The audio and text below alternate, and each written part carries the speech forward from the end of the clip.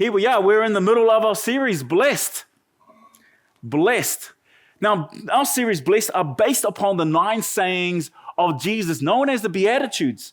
And the word Beatitude derives from the Latin word, which means blessed. And I was thinking about that. I love sharing this story, and I share it quite often because I find it funny. And it's about me and my mum. And my mum's here. She's around here somewhere. She might be out there. She was in the first service. And my mum lives in Mangere. She's staying with us for a little bit. And years ago, when I was 4 years old, does anybody remember when they were 4? I was with my mum at the Mangere Town Centre, and we went to Food Town before it became Countdown. Now it's Woolworths. But it used to be called Food Town. And I was with my mum, and I saw a chocolate bar. And I said to my mum, "Mum, can I have a chocolate?" And my mum, in her loving, caring, compassionate voice, said no. And so now I was hangry. Has anybody been hangry before? Anybody hangry right now? We've got some cakes after the service to help you with that, and some sausages out there. And I was hangry. I was so hangry. He goes, "Oh, how dare she? Who does she think she is?" It was my little 4-year-old. So I took the chocolate bar and I pinched it. That's right. Stuffed it in my pants. I had no pockets, but I stuffed it in there. And anyway, after my mum finished shopping, she took a break in the middle of the Mangere Town Centre, and I took my opportunity to eat my lovely treat that I had. So I said to my mum, "I'm just going to the toilet," because back in those days, 4-year-olds could go to the toilet by themselves. All right, now these days, there's no way we're going to let that happen. But hey, that's my mum. And so I go off, and around the corner, I got my treat out of my pocket, which didn't have a pocket, so use imagination where I pulled it out of. And then I ate my lovely treat. I got rid of all the evidence. Evidence gone. Really good. I'm learning. I'm 4 years old, so I'm on a good track.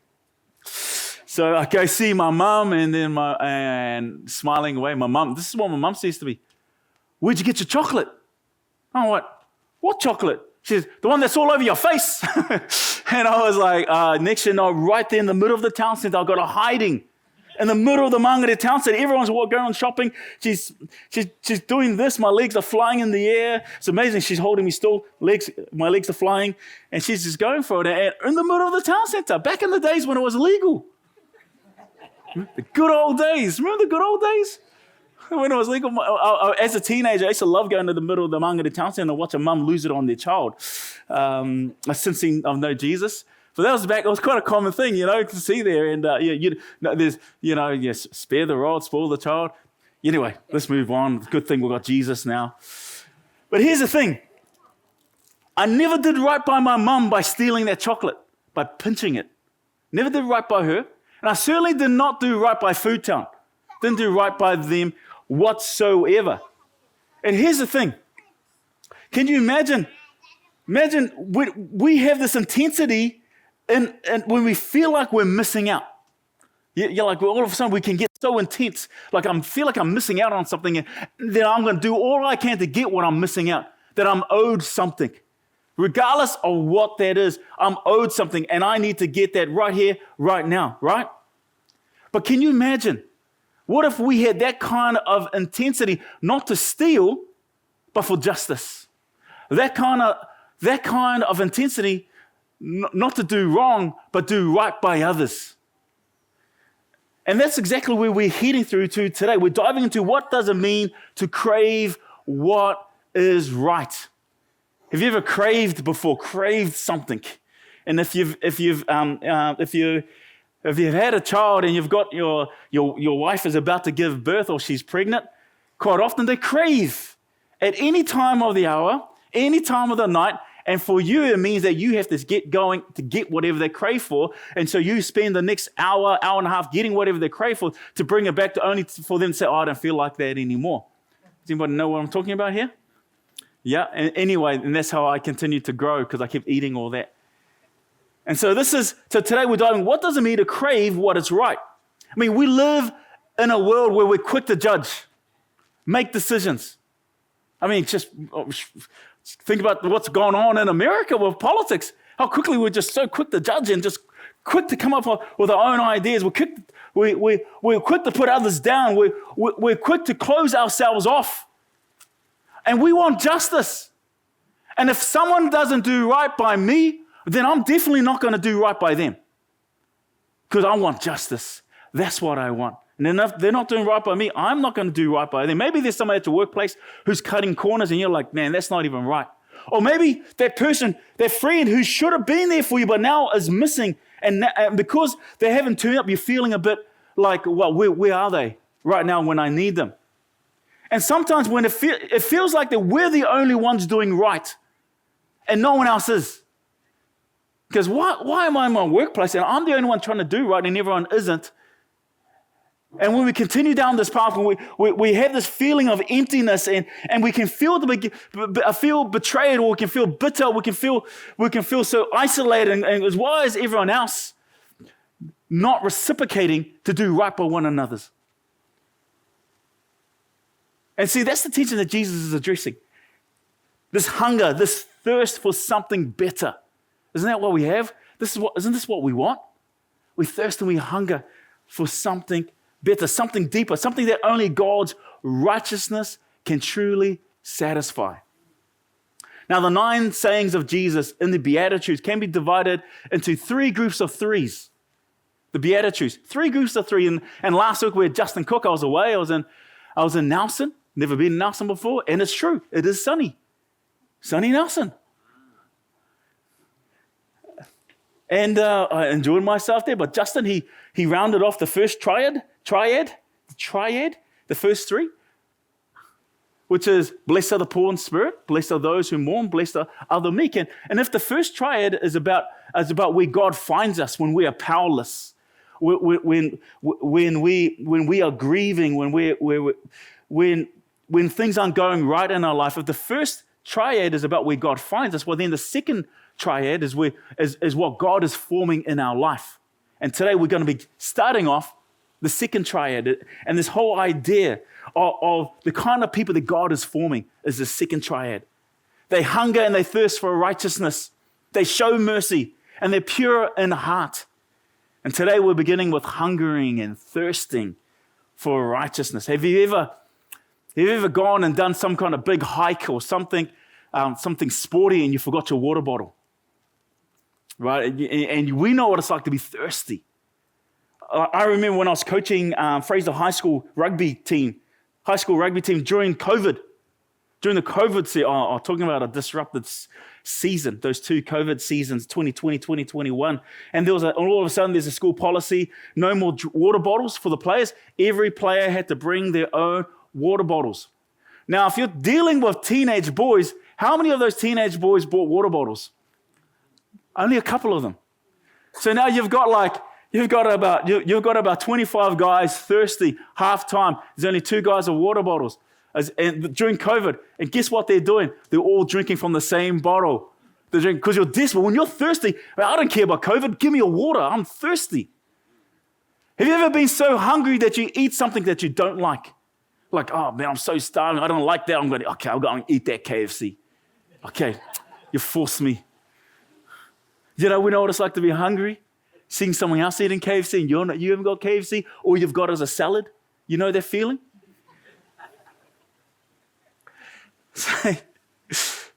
But this is the emotion that Jesus is bringing up, is that we're desperate for something. We're desperate. We're craving for something that is lacking. Something's lacking in our life. And what does Jesus want us to be desperate for? He wants us to be desperate for righteousness. That we're desperate for righteousness. That we'll do all we can to get righteousness. And this is the emotion. This is the feeling that Jesus wants us. He wants us to be hungering, thirsting, craving, desperate for righteousness. And this word righteousness, we hear it in church all the time, but quite often we don't fully grasp the meaning or what does it mean to be righteous. And what the word righteous means, it's a word that talks about right relationship with others. This is the idea. So the good life belongs to those who hunger and thirst for right relationships. That's a good way to paraphrase this. That the good life belongs to those who hunger and thirst for relationships, for right relationships, for they will be satisfied. And quite often, when you looked at the series, the blessing is always in the second line, because you won't say to somebody, wow, that guy's living a good life. He's hungry and he's thirsty. That's the good life. Well, the blessings in the second part, for you will be satisfied. Satisfied. And this word righteousness, the word that Jesus uses in the Greek is the word dikaiosune. And the Hebrew equivalent is the word zedek or zedekah. And this whole word zedekah, this Hebrew word, the meaning behind this is there's someone who is in a right relationship with others, or who has the integrity of relating rightly with others. This is this whole idea. So when we think of righteousness, our first thought should be, how do we relate to others? This is this idea of zedekah.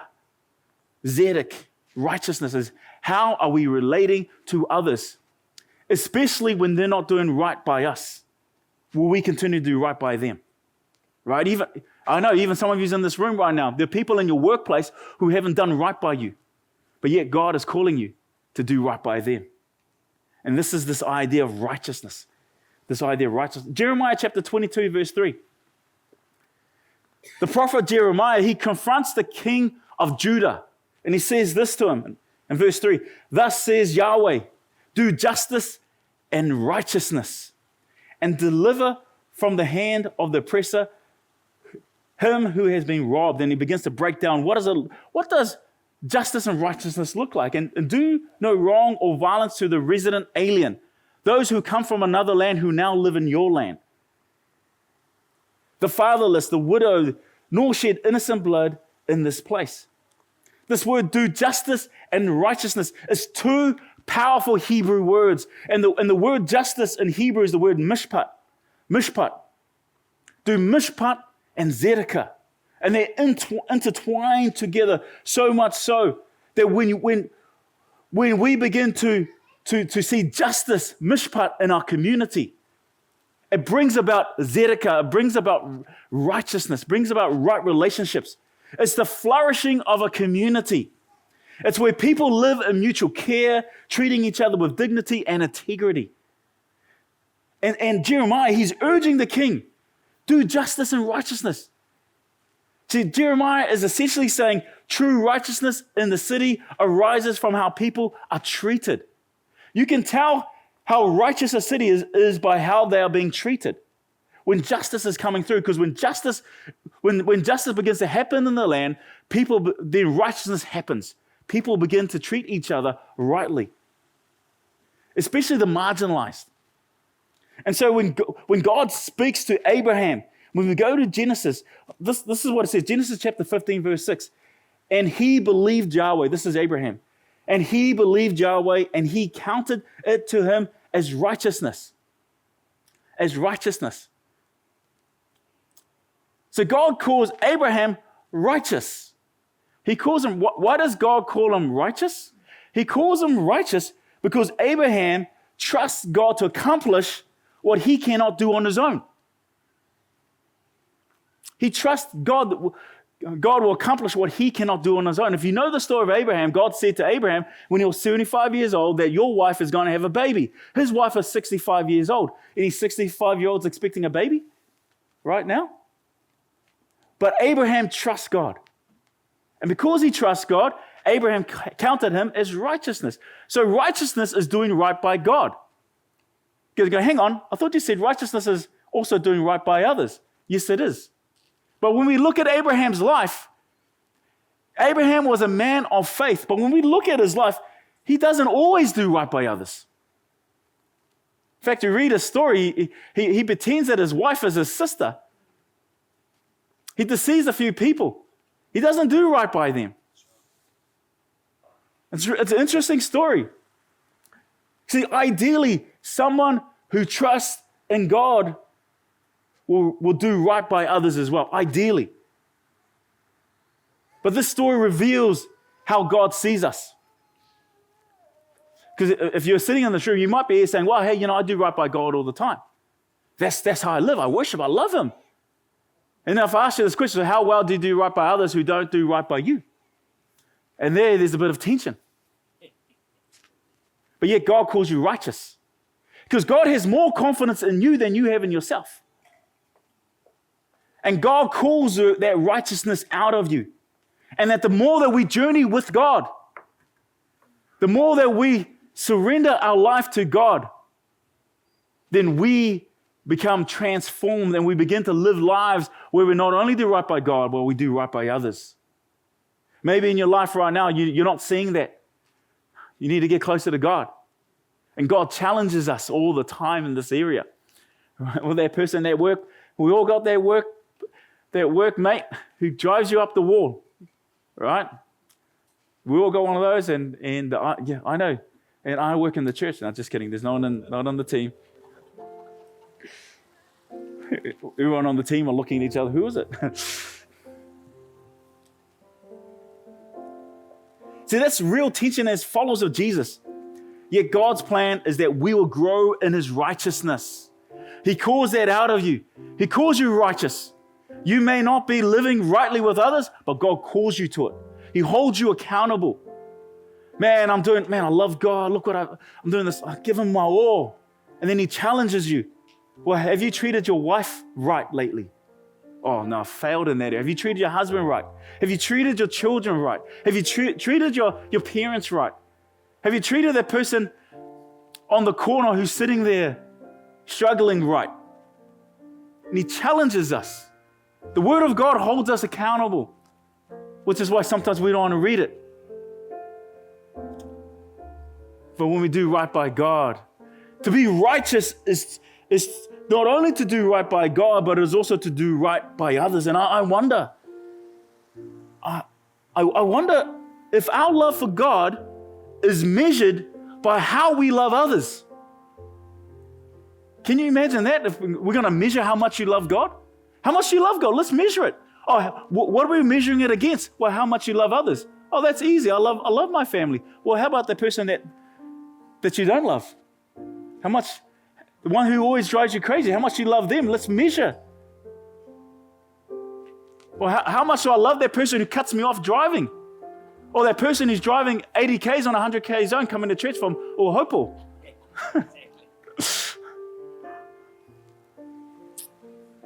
I wonder if our love for God is measured by how we love others. I wonder how well I'm doing. And if I'm honest, there are times where I fail. And I need to lean in on God more and more. When I think I'm doing great, I'll go, wait, how am I relating to those around me? More so, how am I relating to those who aren't doing right by me? How am I doing right by them regardless? I wonder how much, if my love for God is measured by how I love those people. And this is what Jesus is getting at in the Beatitude. He's getting at it's for us to hunger and thirst for right relationships, to crave right relationships. Now, if you're craving and you're hungering for something, if you're thirsting for something, that means you haven't got it. If I'm hungry right now, if there's no KFC in my hand, food in my hand, no, that was the first thing that came to my lips. If I'm thirsty right now, I am not seeing it. So so Jesus wants us to be craving for right relationships. If you're not seeing it in your workplace, you've got to crave for it. If you're not seeing that in your marriage, you've got to crave for what are you going to do to bring about right relationships. It's a challenge for us not to be passive, but to be actively pursue, to be righteous, to actively be people who bridges the gap of unforgiveness.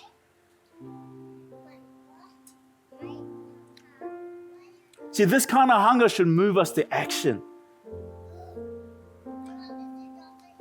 Our love for God is measured by how much we love others. So what does this mean for us? What does it mean for you? It means hungering and thirsting, craving for righteousness is more than just a feeling. It's more than a feeling. Woo-hoo.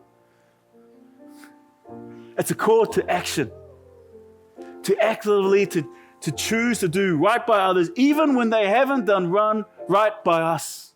Ooh, it's a big call. Well, that's what Jesus calls us.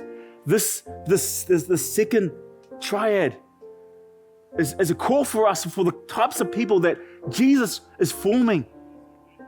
It's the people who hunger and thirst for right relations, even when we don't see it, even when it's not happening to me personally, that I still crave for it and I still step in the gap and I continue to hold out my hand of peace.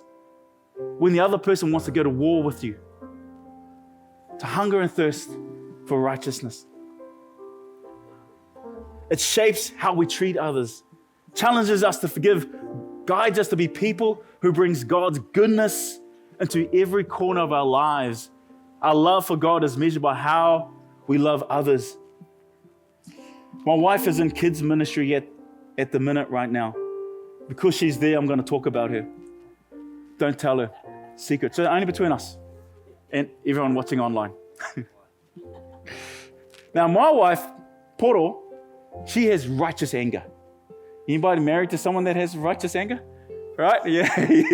I see that hand. Okay. Now, let me tell you, we were driving home one night, and there was this guy getting beat up by 3 other guys. This guy was lying on the ground. The 3 guys were just kicking the guy. Porter's like, pull over. She jumps out of the car and she goes, oh, get off him. These guys, they stop and they just start walking away. And I jump out and I'm making sure this guy's okay, make sure whoever's injured, making sure he's okay. And then Porter yells at them, come back. I say, hey, let them go. We don't need 2 guys lying on the ground right now, right? You may have a lot of faith in me, but you got a lot more than I do. I'm not telling you to do that. There's sometimes someone carries that kind of authority, right? Even if you're in that situation, just this is what I said to my wife: can't you be like any other normal person? Call the police. But the point is, don't just turn a blind eye. Oh, someone else will do it. Get on the phone, call help. I can count how many times my wife has put my life at risk. One time, you guys ever had a neighbor who's playing that loud party music at night? Now, we don't mind neighbors playing loud music. We don't mind just as long as the music is good. If it's good, all good, I can go to sleep to it. But this particular night, the neighbors were playing where the bass was distorted. You know, when the window starts vibrating, all you hear is window vibrating. And Porter was like, I can feel her moving. This is 12:30 at night. I'm like, come on, we got church tomorrow. Let's and then she's getting ready. She's going to get up. I say, hey, look, call noise control like every other person. This is my. Can't you just call noise control like everyone else? She gets up, gets through the deck, stands there, turns the light on. Oh! Yelling over the fence. Turn your fence. Just yelling over the fence. And then next night, someone comes out. She starts yelling at her. I don't mind you playing loud music, but turn your bass down. They go, oh, I'm so sorry. And then next night, their party's over. They turn their party off. The neighbors come out and they thank her for doing it. And here's me in the room like this. Oh, man, shame. One of the neighbors was swearing at his wife, arguing out domestics on the street. She comes out, tells him off. And he's like, sorry, fire. And I'm like, I'm hanging close up like, oh, my gosh. But let us not be people who turn the blind eye. And don't get me wrong, don't put your life at risk. I'm not saying that. Some people carry that anointing. But what I'm saying, let us be people who hunger and thirst for righteousness, for peace. Our friendships filled with people who are committed to doing right by one another. Seeing those who are in need being cared for. See, that's the kind of community that brings a life and healing, not just for us, but everyone that we touch. This is the type of society that brings God's love into our community. So together, let us crave this kind of life. Let us be the kind of people who bring God's righteousness into every interaction, into every decision, into every relationship, because that is how we will be filled and be satisfied through the love of God and the power of the Holy Spirit. See, our love for God is measured by how we love others, and not just the people that treat us nicely. Come on, let us pray.